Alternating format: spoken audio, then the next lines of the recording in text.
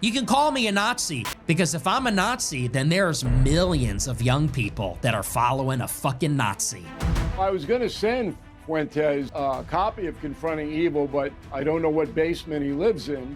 And this guy couldn't stand up to me for 2 minutes. I won't put anybody on my program that I think is manipulating the system. It's interesting, you know, I've not platformed him consciously. Is there a merit in getting somebody like Fuentes on, acknowledging the big reach he has? They can at least see those parts of his views properly challenged. I'm slightly wrestling with as to whether it would be a good thing to do. Tucker is being called the most dangerous anti-Semite in America by people like Ben Shapiro, Dave Rubin, Josh Hammer for speaking out against Zionists. I honestly don't know who that guy is, but I've never called Tucker Carlson an anti-Semite. Anyone who has the slightest problem with Zionism is immediately condemned as a Nazi. You're saying anti-Zionism is the most censored view in America, and then acknowledging I didn't say that. And then you come out here and defend an actual anti-Semite, Nick Fuentes. No, what did I say in defense of Nick Fuentes, lady? Anti-Semitic extreme Nick Fuentes has enjoyed a lot of exposure recently, not least from a big New York Times profile, which claimed Fuentes was Charlie Kirk's bitter enemy. Now he's becoming his successor.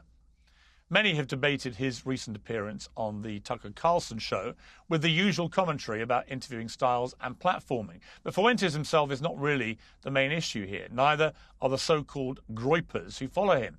He's just a symbol of a far bigger struggle whose outcome will have a far bigger consequence. It's a battle over who controls the conservative movement, what it stands for, and ultimately what MAGA will mean after Donald Trump. This is why, even as we speak, debate continues to rage about whether Charlie Kirk was turning against Israel. And this is why leading figures in the conservative movement are openly attacking one another and not their opponents. And this is why some are saying that Charlie Kirk was holding MAGA together.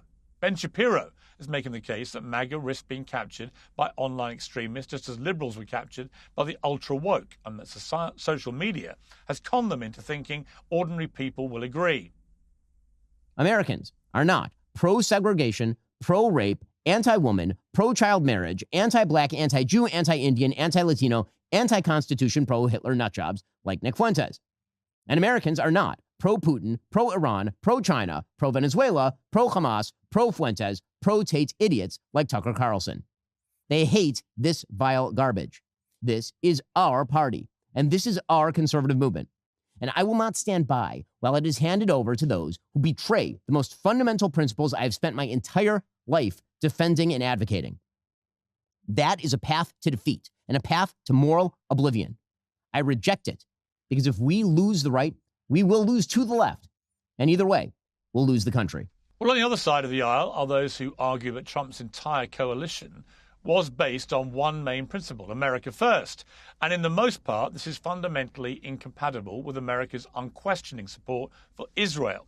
In their view, all of the calls for censorship and condemnation of certain people are generally all traced back to that. There is what Politico is calling a civil war in the Republican Party. And it's over, of course, identity, because the only wars we have in this country, the only sanctioned wars we have domestically are about identity, BLM, anti-Semitism. Of course, that's not really what they're ever about. These are proxy wars. These are wars waged on behalf of people who aren't directly participating for reasons that are never openly stated. And this war is actually about what comes after Donald Trump. Our foreign policy is not wholly dependent on the whims of Israel. Of course, we have, acting in lots of parts of the world that have nothing to do with Israel, but it is unduly influenced by the concerns of Israel. And in some cases, the U.S. government has acted, and these are all well known. The Iraq War, for example, has acted in ways that hurt the United States in order to help Israel. It has put the aims of a foreign power above its own interests. Well, Nick Fuentes routinely says outrageously vile things, and he has a platform and an audience of his own. He's a flashpoint because some people believe there's nothing more conservative than airing ideas in the open, uncensored, and letting people decide. And some people believe conservatives have a moral duty not to hear them out, but to crush them altogether. I'll be joined by my panel in a moment. But first, Bill O'Reilly, the best-selling author and host of No Spin News on YouTube. Bill, welcome back to Uncensored. Appreciate you having me in, Piers. There's a fascinating civil war raging in the conservative movement. As one of the grandees of conservatism in America, what do you feel about it? Well, I dispute your title. I'm not an ideologue in any capacity. I don't even know who Nick Fuentes was until a few months ago, and I don't care what he says because he doesn't know what he's talking about. So I just wrote a book, as you know, Confronting Evil, and Fuentes goes on social media and says, Hitler wasn't that bad. So I was going to send Fuentes a copy of Confronting Evil, but I don't know what basement he lives in.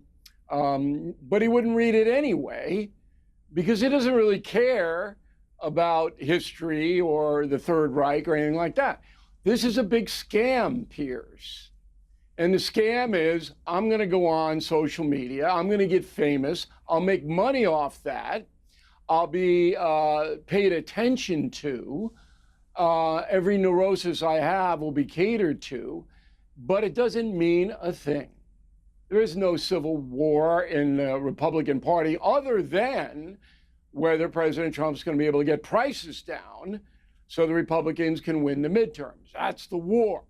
Can you get the beef prices down? Not crazy things that Nick Fuentes or these other loons say on social media. So I always sit back and I watch this. I'm a Luddite. I'm not on social media. I don't waste my time. And I watch it with fascination because there are certain people in America, in Great Britain, that have figured out how they can use social media to their advantage. And they have no scruples to say anything, but it doesn't mean anything to people's lives, in my humble opinion. You mentioned Fuentes there. What's interesting about him, he's gathering a lot more followers. He's appearing on big online platforms like Tucker Carlson's and so on. People are now openly debating him. I want to just play one clip of something he said. You can call me a Nazi. You better be careful. Because if I'm a Nazi, then there's millions of young people that are following a fucking Nazi. So you better be careful about those words. You're saying I'm a Nazi, I'm a monster.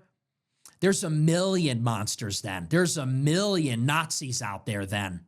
Because they love my show and they agree with me way more than they agree with you. And they're pissed off.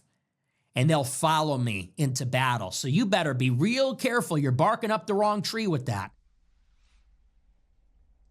Now, what I think is relevant, Bill, is that, I find him a ridiculous character. I think he's a deliberate kind of agent, provocateur, troll, the kind of guy who at school would, have a pop at everybody from the back of the classroom and had no mates and so on. However, we live in a different world with the media now where, the average age of cable news watchers now is over 70, for example. Young people under 40 don't watch the news. They don't watch television. They don't listen, obviously, to vinyl music. It's all digital. They don't reprint newspapers and so on. They're moving very quickly to an all-digital existence. And that is why these online people like Fuentes are getting a lot of momentum with young people. How damaging could that potentially be? How damaging is Speaker's Corner in Hyde Park? You could drag that guy off the little platform there. The only damage here is perspective. So we have in New York City a communist mayor now, Ma'am Donnie. So everybody voted for Ma'am Donnie, and most of them were younger people. Are they all communists? No, they don't know anything. And Mr. Fuentes' crew is in the same bubble. They're ignorant. They don't know history. And this guy has tapped into this ignorance in a megalomaniacal way to elevate himself. But a year from now, he's not even going to be around. But I will warn him, be careful of your own safety, because you're appealing to a fringe nut loon crowd. And that's on both the left and the right. And when you put yourself out there like that, so I don't want anything bad to happen to that young man.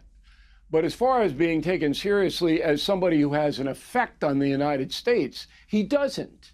There aren't millions of young fascist pro-Hitlerites running around this country. I just did a commentary, and I hope you watch it, Piers. And if you do, I'll come back to discuss it on anti-Semitism. All right? Is it a problem in America? Is anti-Semitism a problem? It's a problem to the extent that it's the same in Ireland or in Wales or in England. There are some anti-Semites, but they don't have power, although the Irish are really getting there with Connolly. Okay, and you got to watch that. But in America, there was a poll that 70% of the 7.5 million American Jews, 7.5 million out of 340 million Americans, 70% said they don't feel any danger. Their not lives aren't affected by it, but it is disturbing. I'm not minimizing. And so I go through anti-Semitism in the world and in America, why it exists, how it happened, and up to the present day. There are people who hate Jews, people who hate blacks, people who hate Irish, all right? But these are marginalized people largely. If I felt, Piers, there was a danger to America by a rise of a hate group, I would be on that story every day. I won't put Fuentes on my program. Why would I bother? Go ahead. No, but that's the interesting part of this, is that Fuentes has millions of people who subscribe to his stuff. They trend mostly young and to the right. Yeah, but here's my point. You're right about anti-Semitism, I believe, but he is a brazen anti-Semite, spewing quite regularly brazen anti-Semitic views to a very large group of young men in particular. I don't know how large that is. I think it's probably... I really... Well, he has many millions of people that follow him. Millions of people that follow you, what does that mean? I mean, if they go out, go and Sieg Heil? I mean, come on. I got two kids in their 20s. They don't have anything to do with this guy. They know who he is. I just don't see it as a social problem. Now, maybe it will develop into one, but I doubt it. The problem is exploiting a guy like Fuentes. Now, there you get into, well, if I put him on the show, I'm going to get high ratings. Most American broadcasters will not do that. They won't. And it's not that they're so noble. It's just that the corporate masters go, no, you're not putting that guy on.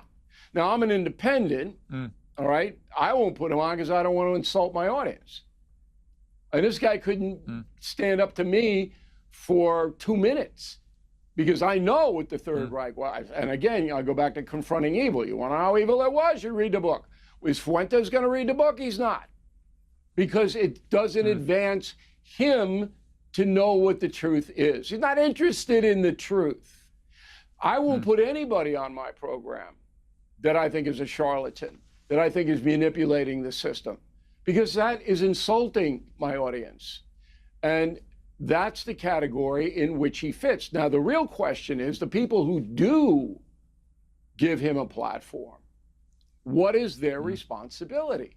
And under our system in America, it's the First Amendment. They all fall back on that. But I think there has to be some kind of editorial discretion. And that's what I do. Today's show is sponsored by Oxford Natural, makers of the Optimum Day and Optimum Night all-natural supplements. Thousands of Brits and Americans are already taking them with incredible results. Optimum Day boosts your energy and supports weight loss throughout the day. Optimum Night helps you relax and get deep, refreshing sleep. They have countless success stories, including from some very familiar faces. England legend Michael Owen, who lost 40 pounds, AFTV's Robbie, who lost more than 100 pounds. To watch their full stories and many more, scan the QR code on your screen or visit oxfordnatural.com/Piers. And here's the best part. Use the code Piers and get 70% off your first order. Yes, 70% off with the code Piers. Yeah, it's interesting. I've not platformed him consciously. And then Patrick Bet-David asked me on his podcast about this. And I said, that when I watched the interview he did with Tucker Carlson, 2 hours to air his views, wasn't challenged in any way as aggressively as, for instance, Tucker challenged me when he interviewed me. And I like Tucker, but it was a real difference in tone. Or after the way he went after Ted Cruz, for example. Is there a merit in getting somebody like Fuentes on, acknowledging the big reach he has, and actually taking him on properly, as you just said you would? It's an interesting line, which I'm slightly wrestling with as to whether it would be a good thing to do, as I've done with Andrew Tate, for example, and really hammer him over his brazen misogyny, so that the young men that follow Andrew Tate, of which there are millions, because I get asked about him all the time, that they can at least see those parts of his views properly challenged. Okay, it's a very good question you're posing, and I'm glad that a person like you is thinking about it. But I've come to the conclusion that there isn't any good that comes out of it, because you're talking to a person who's totally irrational. And all that person is going to do, like the trans guy you had on, is spout this nonsense, this gibberish. And I'm in the business of presenting facts and truth to my audience and backing it up with facts. And I'm not going to deal with some kind of loon who's spitting out gibberish, because it's a waste of everybody's time. There's a record, okay? This is what happened in the Third Reich. Hitler's not so bad. I mean, just that statement alone. And let me get back to Mandani. Mandani was embraced by a lot of the mainstream media that leans progressive left in America. Mandani's big quote is, we have to seize the means of production. Mandani's no socialist. That's right out of Karl Marx. He's a communist. So rather than debate Mandani, and I would put him on, but he's afraid of me, he's never going to come up against me, okay? Rather than do that, I just point out what is true, and then I point out the media that is covering up for him, Mandani, by calling him a socialist, democratic socialist. It's a bunch of crap. The guy would seize private property if he could. Period. He said it. Believe him. Yeah. Let's talk about Donald Trump for a moment. He's coming under, I think, 2 prongs of attack, which I think are genuinely a slight risk for him. One is the latest tranche of leaked emails from the Epstein scandal, which seems to be a kind of political death by 1,000 cuts for a lot of people.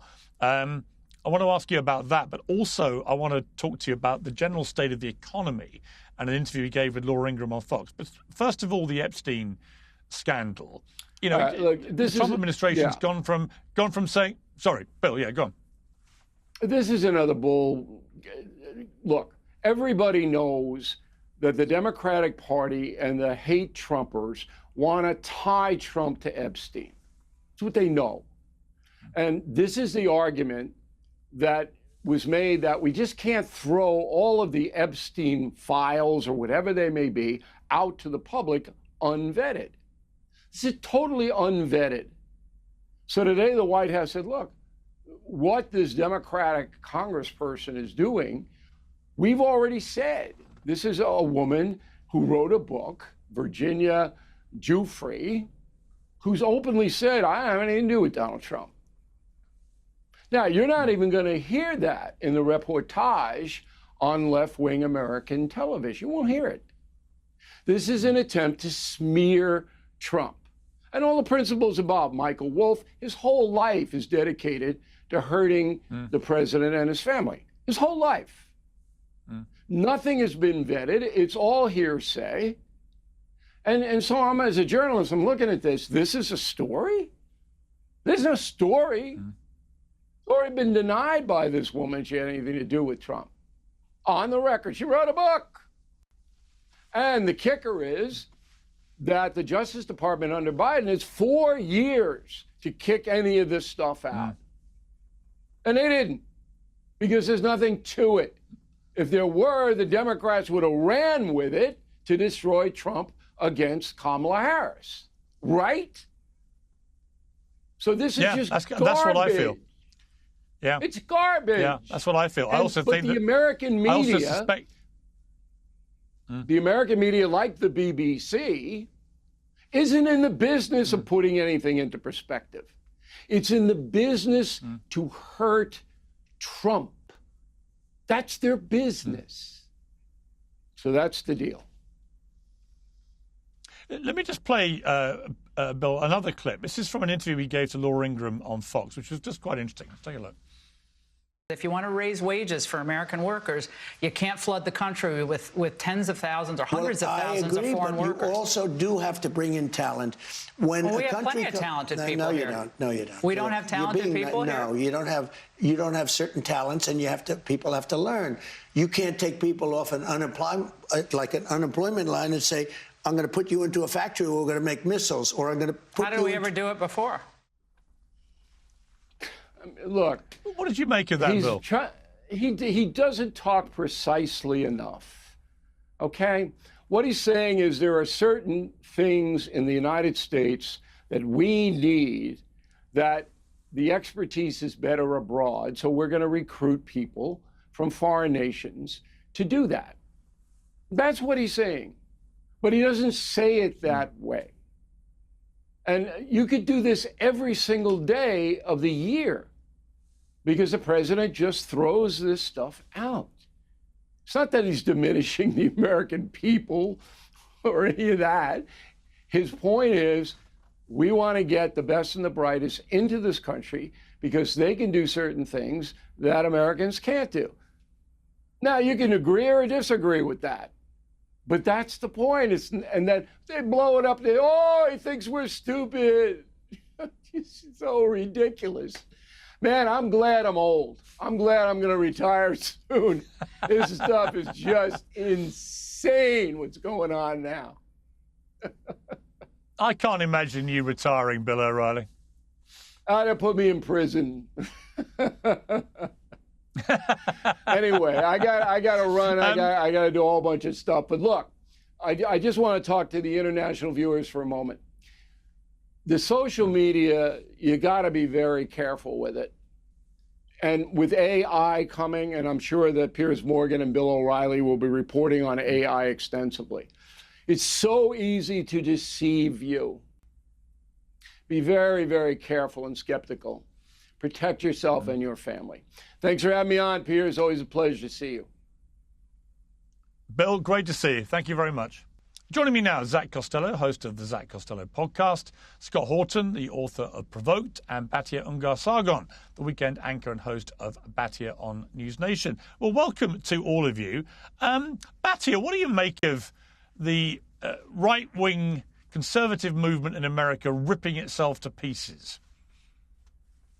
Well, thank you so much for having me, Piers. It's great to be here. I'm a little bit of a skeptic of the idea that the right is ripping itself to pieces. I think if you look at who has come out sort of in support of Tucker and Fuentes and the uncritical platforming of Fuentes and who has come out against it, there's a real divide between, politicians and then content creators. So conservatives and people who make their money, creating content for YouTube, for example. You haven't really seen a lot of people who are major figures on the right in terms of building political coalitions coming out on the side of Fuentes, and you haven't seen the content creators coming out on the side of saying, look, that interview should have been more aggressive. So I really think this is a divide about media and a sort of media turf war rather than really dividing the right. The conservative movement as such seems to me rather united on the side of saying, look, we have to have a red line when it comes to Holocaust deniers, anti-Black people who believe in segregation and so forth.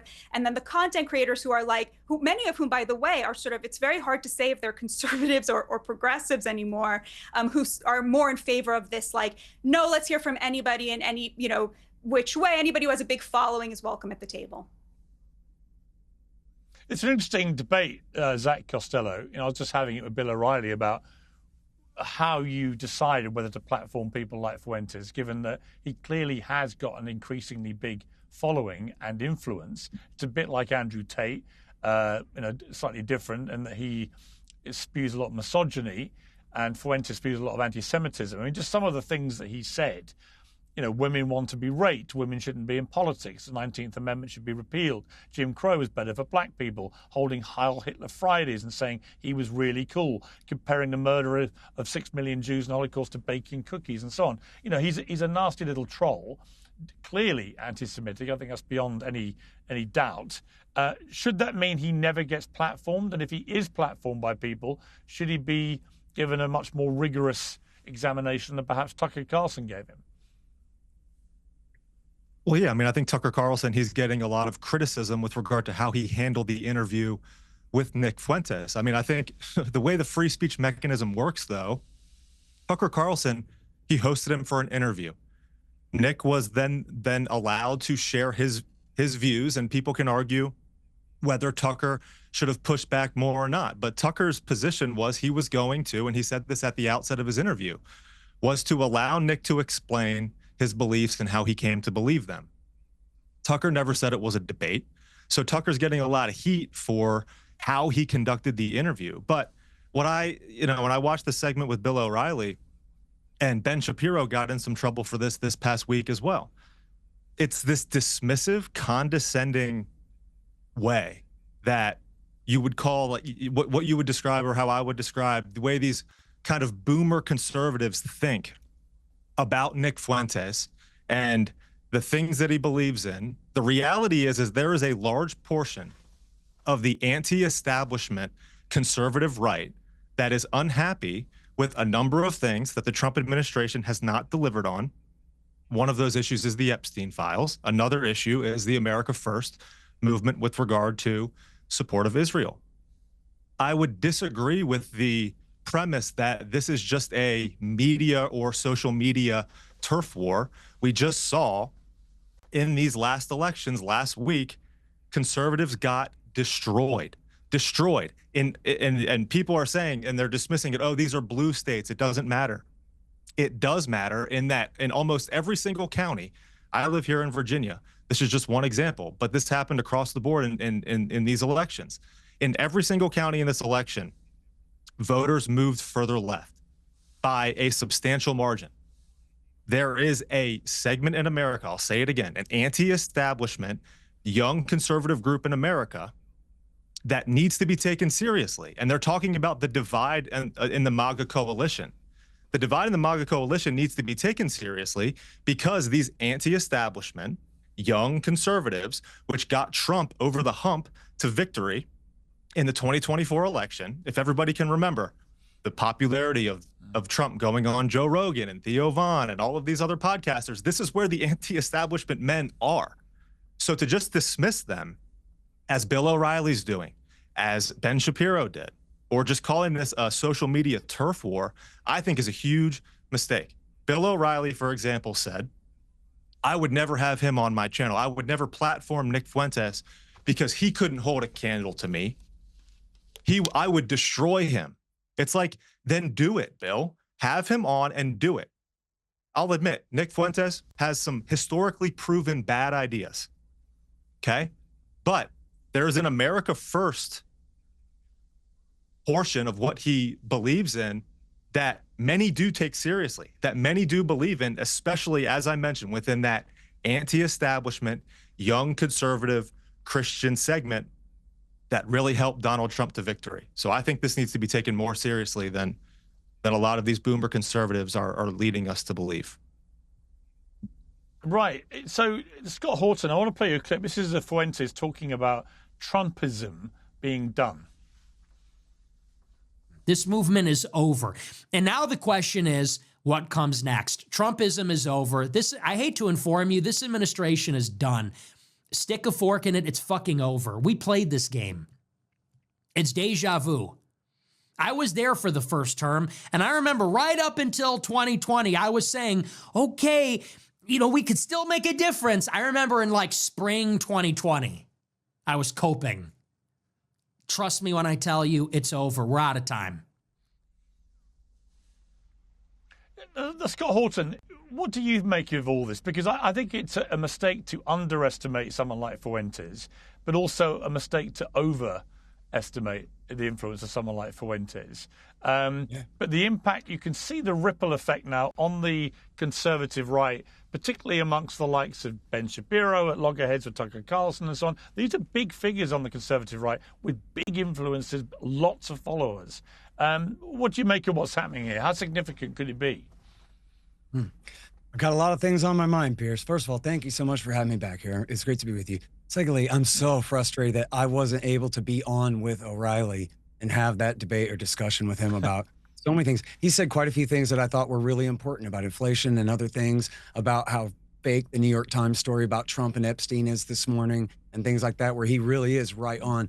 Then there's so much there that's just so frustrating. And primarily his refusal, and no offense, but I think Batya's refusal also to recognize, or maybe she's part of this, what I mean by this, that if you're familiar with the old saying about prohibition of alcohol, that it was an alliance, a conspiracy of interest between the bootleggers and the Baptists, right? The Baptists wanted people to stop drinking. The bootleggers wanted the price to go artificially high so they could make a killing, right? And so they wanted it that way. It was the same thing here where, and by the way, I should give credit to the great Bob Murphy, who talked about this on his podcast this week. And what's happened here is, especially on the right, but everywhere, all across the political spectrum, anyone who has the slightest problem with Zionism or with Zionist power and influence in the United States is immediately condemned as a Nazi and an anti-Semite. And I am saying this up front, quite honestly, I have never watched Nick Fuentes' show from beginning to end. I've seen a few clips. I'm not in the job of policing other alternative media people or like denouncing them or whatever, you know. But I think it's pretty clear that he's essentially the result of what you could have bet on anyway. That if you keep saying that everyone who disagrees with Zionism is a Nazi who hates Jews, you're going to have a young man say, fine, that doesn't hurt me, and then go ahead and own that and then beat that horse to death, which is what he's done, right? Is stake that out. And I saw him saying the other day, a clip of him, I think in context, of him saying, you say Hitler, Hitler, Hitler, Hitler, Hitler, every time anyone says anything about any of these issues.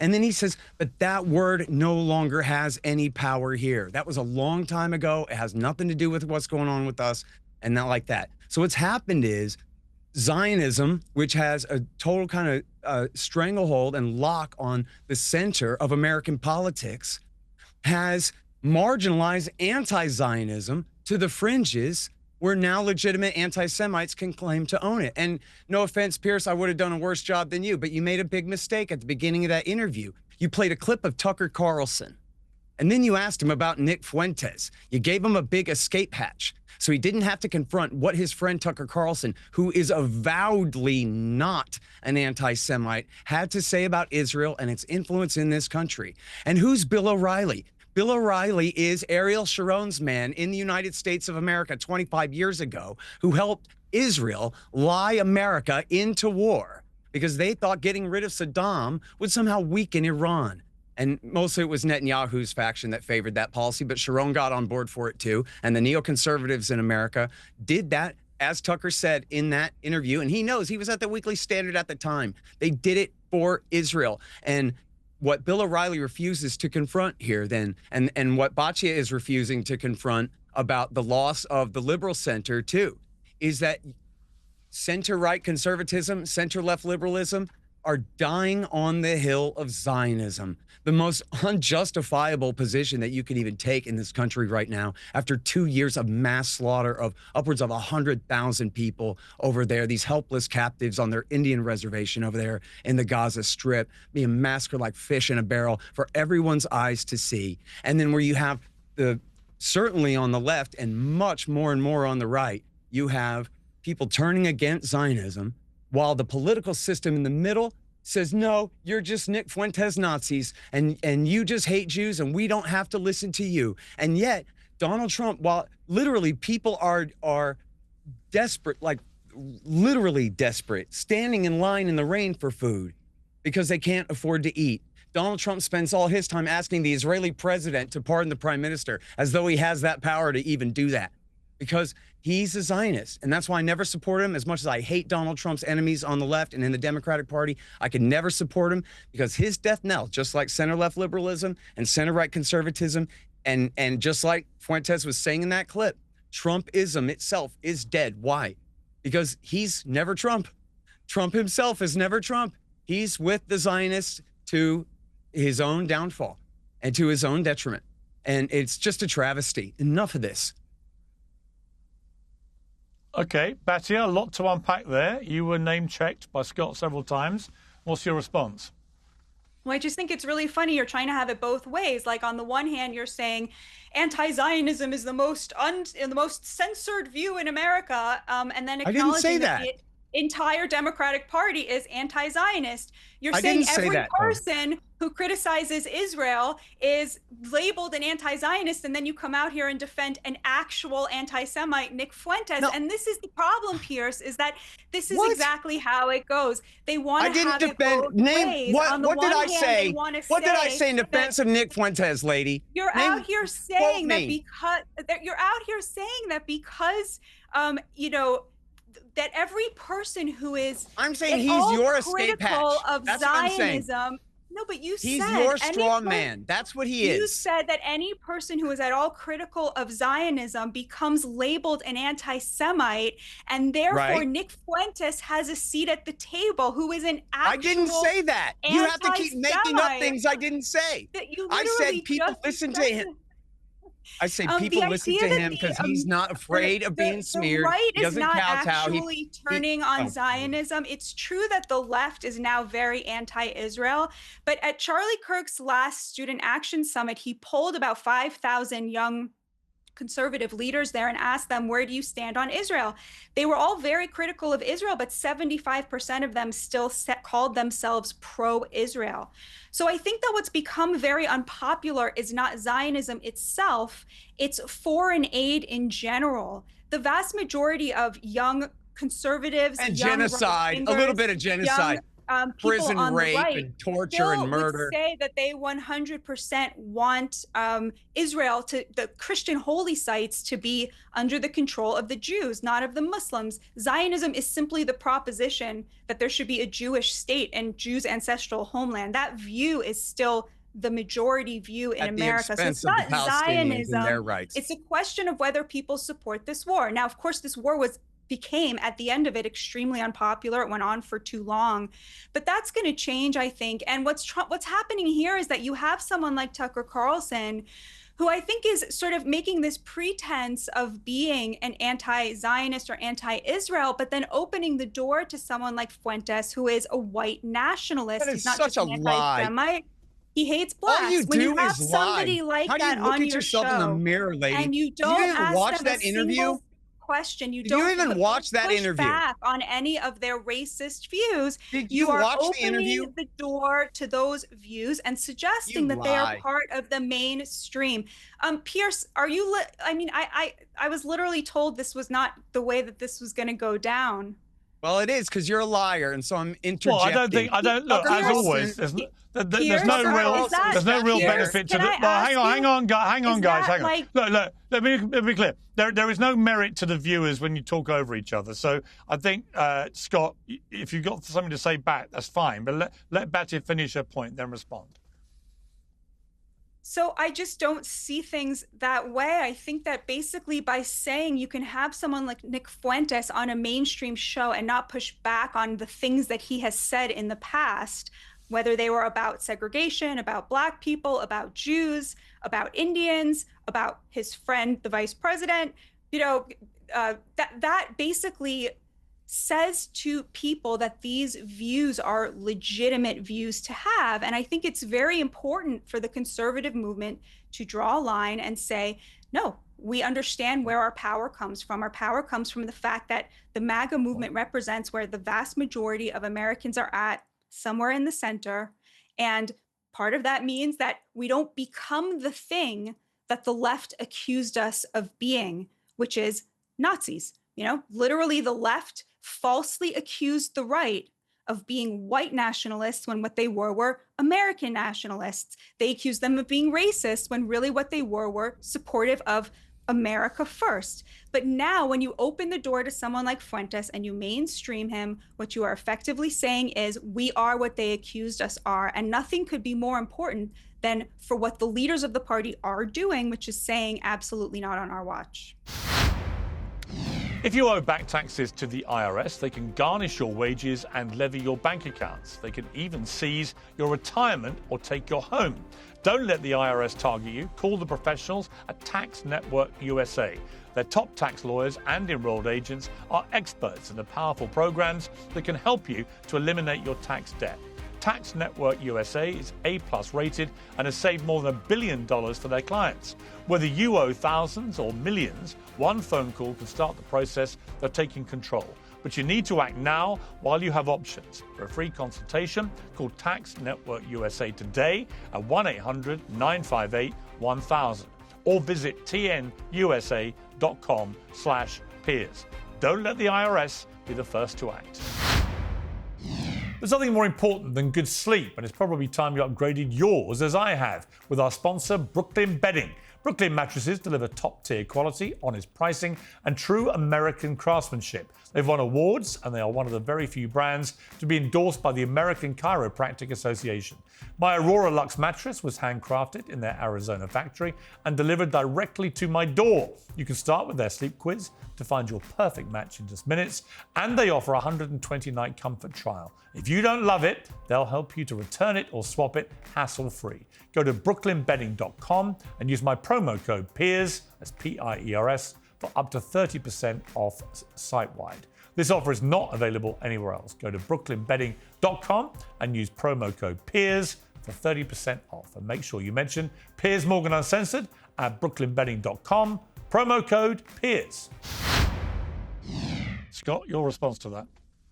Well, yeah, at the end there, you sound just like me saying, yeah, they use these false accusations of anti-Semitism against people all the time to marginalize them. Oh, but not when it's critics of Israel. They don't get that unfair treatment, just on other things. I mean, give me a break. And of course, I never said anything about Fuentes. I was analyzing the situation and why it is that people listen to him. I never said, oh, he's welcome to some table or anything like that. And she just lies about Tucker Carlson. Anyone can watch the interview on YouTube. And what happened was Tucker, and this part is not in the interview, but maybe you should know, Tucker actually tried to cancel Fuentes himself. He had Candace Owens on and accused him of being a Fed and a little kid who lives in his mom's basement and this marginal, unimportant person and probably a COINTELPRO agent sent to make us all look bad by saying anti-Zionist and pro-Hitlerian things. But then Tucker lost that contest because he didn't really have a leg to stand on with that accusation. And Fuentes does have an army out there, and Tucker had to eat crow. I think I didn't talk to him about this, but that's apparently the situation. Was he tried and failed to pull a William F. Buckley or a Mark Levin or a Ben Shapiro and cancel the guy. So then Fuentes won that point. So he had him on the show, and then he spent 2 hours telling him, you say that you're a Christian, but Christianity says things totally opposite of what you believe. Christianity says you should never hold people collectively accountable or guilty or responsible for anything, which is contrary to everything that you say. And that's what Tucker told him the whole time. He pushed back the whole time on that. Now, if you want to say that he didn't do opposition research and sit there and beat Fuentes over the head with everything that he ever said before, you can criticize him for that if you want, but it's just jargon. It's just pretend to say, oh, you're platforming, you're mainstreaming. Fuentes already has an audience as big as Tucker's. Tucker's not mainstreaming the guy. Tucker was accepting the reality that this guy is big enough now. There's nothing anyone can do about it, even though he already tried and failed to. So he's going to meet him and ask him his story. And then he spent the whole time pushing back on him, again, on the basis of Christianity. And then if you want to say, oh, he didn't bring up every quote about Hitler, black people, or whatever, I believe that the reason why is because Tucker was trying to leave him an escape hatch, essentially a little bit of room to back down. That, you know what? Hey, maybe I don't stand for all the worst things I ever said when I was younger or whatever, and give the guy a chance to be fair to him. After all, when you do Tucker's show, you have to drive all the way out to the middle of nowhere in Maine. It's like he's not going to just sit there and beat you over the dang head. And in this case, Charlie Kirk had just been shot. And Fuentes had been striking a tone on Dave Smith's show and others saying, well, I didn't mean that. I'm only saying this. And just backing down a little, obviously not apologize or anything, but backing down a little bit. And I think Tucker was allowing him to do that. To say that that means that Tucker was in any way endorsing all the things that this guy says or bringing him on and saying, oh, this is our new ally and all of these things is just totally false. And anyone who watches the interview in a spirit of fairness would know that that's just not even true. And it's clearly not Tucker's motive in having him on any more than he's mainstreaming and platforming you, Pierce, when he interviews you. It's ridiculous. And then also, too, what you have is right after the Tucker Carlson and Nick Fuentes interview, you have the coordinated attack against Tucker by the whole swarm of Zionist influencers that then raise their hand and say, and tag Erica Kirk and tag Turning Point USA that says, look at what Tucker Carlson is doing. He can no longer do any Turning Point USA events, which we all know now. Charlie Kirk still wanted him doing those events. And I just want to add a couple things here. Like, Tucker is being criticized and he's being called the most dangerous anti-Semite in America by people like Ben Shapiro, Dave Rubin, Josh Hammer, for speaking out against Zionism and the Israeli government's influence on American politics and media. Nick Fuentes came out after his interview with Tucker and he literally criticized him for not being far enough along. Nick criticized Tucker for not being there yet when it comes to addressing the real problem, which Fuentes referred to as worldwide Jewry. So I guess what I don't understand is why the attack on Tucker Carlson for being the most dangerous anti-Semite, in America, when Nick Fuentes, who, you know, that is anti-Semitic, is actually criticizing him for not being anti-Semitic. Right? He's not far along enough. But it's because they're when lying. it all comes down to it, the reality is that people like Tucker Carlson and Candace Owens, both of whom Charlie Kirk remain friends with and continue to communicate with, despite Zionists and Turning Point USA board members lying about that, they are voices for, like I said before, many young anti-establishment Americans. And this doesn't make those anti-establishment Americans, doesn't make us evil, possessed by a demonic spirit, or stupid, like so many of the Zionists are telling us that we are.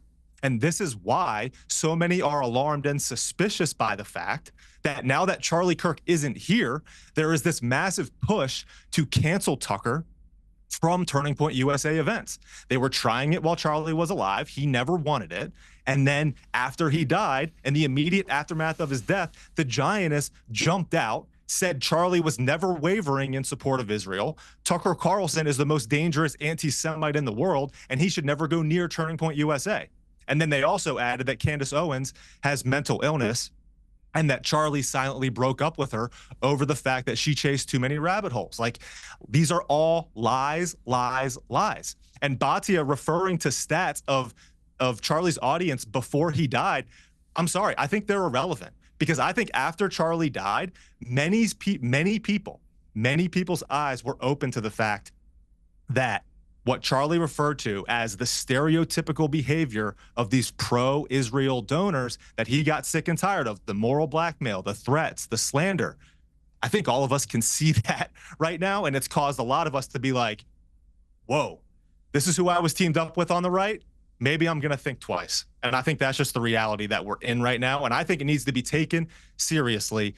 Like I said before, it had an impact on the last election. When you have literally half of the right now divided, anti-establishment, and as Scott mentioned, kind of the center right, which is still Zionist, which is still pro-Israel. There's a pretty serious divide right now. And again, the anti-establishment side of this are what got Donald Trump over the hump in that 2024 election. So I think it needs to be taken seriously. Thank you to my panel. I appreciate you both joining me, and to Batya, who's no longer with us. Thank you all very much. And finally, someone who's taken a fair amount of flack from Tucker Carlson lately, and indeed from some members of our panel just now, Dave Rubin, host of the Rubin Report. Dave, great to have you back on Uncensored. It's good to see you, Piers. Let me do a little house cleaning real quick. I honestly don't know who that guy is that was just speaking at the end. I just joined literally a minute and a half ago. But I've never called Tucker Carlson an anti-Semite. I don't know what's driving Tucker. I don't know what's in his mind and his heart. If we want to talk about his ideas or the platforming or the rest of it, I'm happy to do that. But that was an outright lie just to get us going here. Well, he was Zach Costello, host of the Zach Costello podcast. He's a Christian conservative. Just on the wider point, Dave, about this kind of civil war raging on the conservative right now, what do you think is really behind this? A lot of people think it is the Israel issue. What do you think? Well, I think that for anyone that's really paying attention, Donald Trump has been the best president of the last 4 or 5 decades. And I, on my show every day, find it very easy to write the show because we can talk about win after win after win, whether it's related to the border or deportations or dealing with trade or peace in the Middle East, which everyone used to be for, or doing the best he can when it pertains to Russia, Ukraine, or doing stuff that we're doing in Asia right now. I mean, the laundry list of Trump's wins go on and on. So what I have found particularly bizarre over the last couple months with all of this is that anyone that is part of MAGA or part of America First should be thrilled with what Donald Trump is doing and where the movement broadly is at. And I would also add this, Piers, which is that Donald Trump created a MAGA movement, Make America Great Again. And what that did was widen the conservative tent. I am not a hardcore conservative. I consider myself an old school liberal. But what Donald Trump did was bring us in. He brought in pot smoking, mushroom eating Joe Rogan. He brought in Democrat Bobby Kennedy. He brought in Tulsi Gabbard, who was running as a Democrat only 4 years ago. The laundry list of people that had nothing to do with republicanism or conservatism, that Donald Trump widened the tent because we loved America. And that's what it seems to me these guys are trying to fray. We can all have differences of opinions on foreign policy, on Israel, or anything else.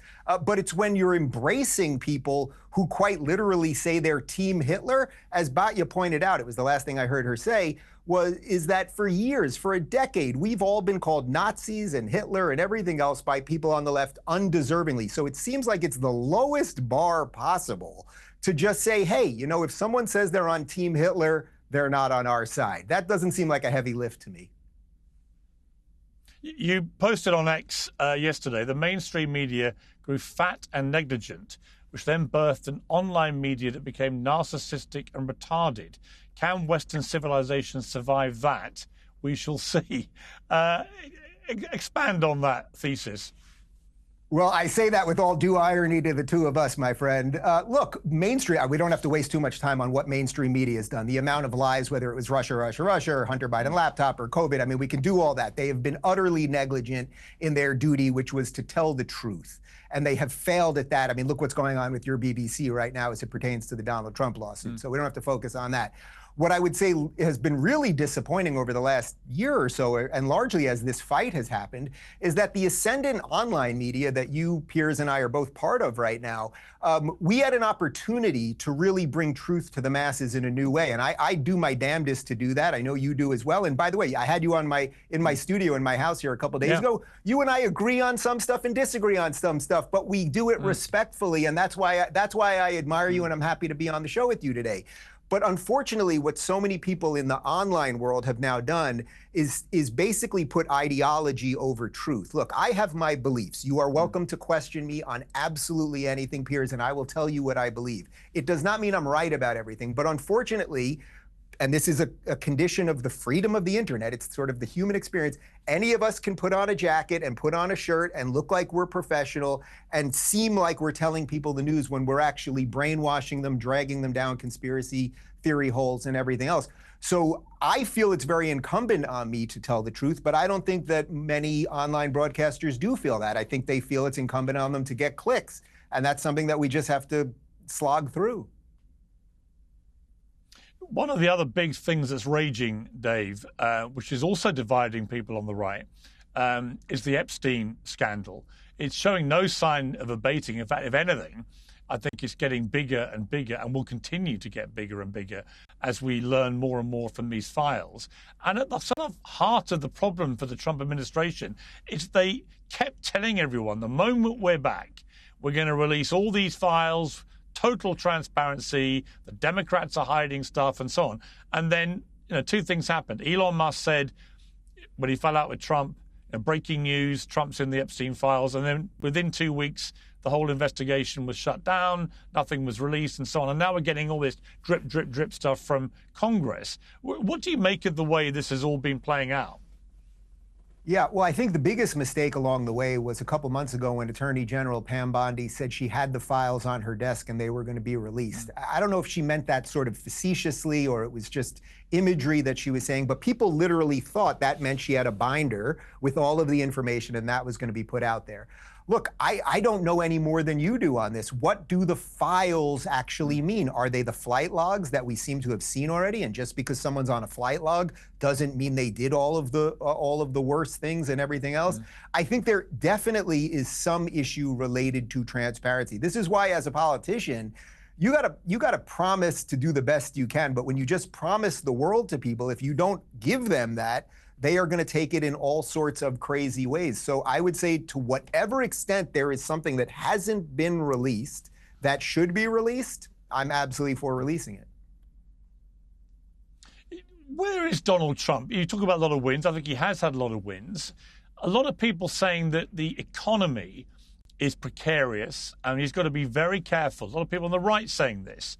I've seen Fox beginning to push quite hard about affordability and what's going on now with prices and inflation and so on.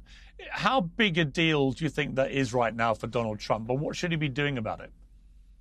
I think it's huge. It's a huge deal, whether it's true that some of this is his fault or he hasn't dealt with it the best way possible, or whether it's just purely narrative. Look, we're a week and a half off of a socialist or Marxist or communist, whatever you want to call him, being elected the once greatest city in the world, New York City, the epicenter of capitalism. So whether Donald Trump could do more or not, the fact is New York City is now run by someone who is an avowed socialist. So there's a narrative problem.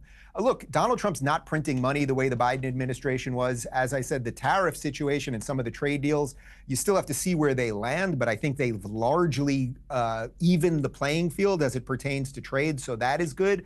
But 100%, I agree, Trump has to figure out a way to get young people in on the housing market, so that partially is building more houses. I think he's got to keep hitting Powell at the Fed over the head to lower those interest rates so young people can get in. They're trying to do this 50-year mortgage thing, which I think you can probably argue either way. It's nice to get in with lower payments, but then you're kind of 50 years is almost a lifetime, so that's a little bit tricky. I would think the other part, and Trump just addressed this, is they're going to have to figure out what to do with some of this H-1B visa and student visa stuff, because, if we're bringing in all these people, you got to convince Americans that they simply can't do these jobs if you're going to bring in all these other people to do these jobs. I believe in the American people. I think Donald Trump believes in the American people. So if we have to train people, or if we're going to take money from China, let's say, to open plants here, well, then maybe one of the conditions is you got to help train Americans. We don't want to just give, Chinese or Indians jobs. And that has nothing to do with racism. It has to do with doing what's right by America. So I would say this is a place where Trump,